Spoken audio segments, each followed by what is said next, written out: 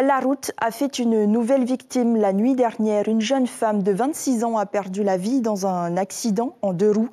2022 est sur le point de devenir une année noire et pourrait bien rattraper les mauvais chiffres de 2018. 32, c'est désormais le nombre de tués sur les routes. Cette année, on en comptait 36. Il y a 4 ans, le pire bilan de la décennie. Les contrôles routiers vont être renforcés. Heidi Enko, Nicolas Suir. Que s'est-il passé cette nuit sur la RDO? L'enquête en cours devrait le déterminer, mais sur ces images, on ne peut que constater la violence de l'impact au vu de l'état des véhicules.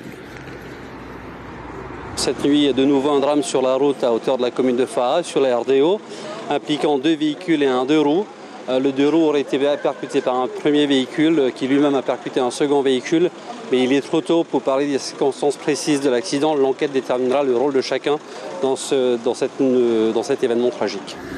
Sur le scooter percuté, la passagère, une jeune femme d'une vingtaine d'années, est décédée. Son conducteur s'en sort avec des blessures légères, mais choqué, tout comme les chauffeurs des voitures. Un 32e décès sur les routes polynésiennes, ce qui veut dire un renforcement des contrôles pour ce week-end.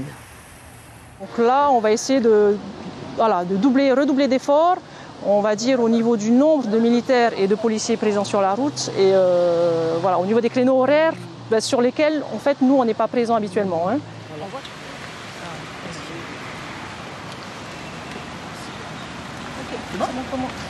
Ça choque quoi.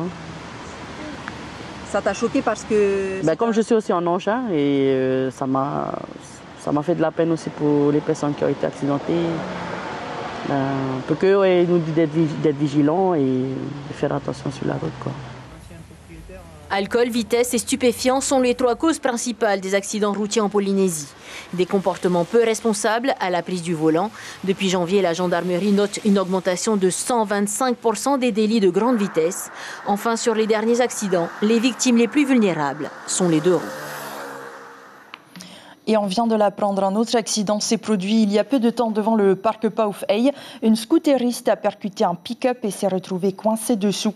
Les secours sont sur place.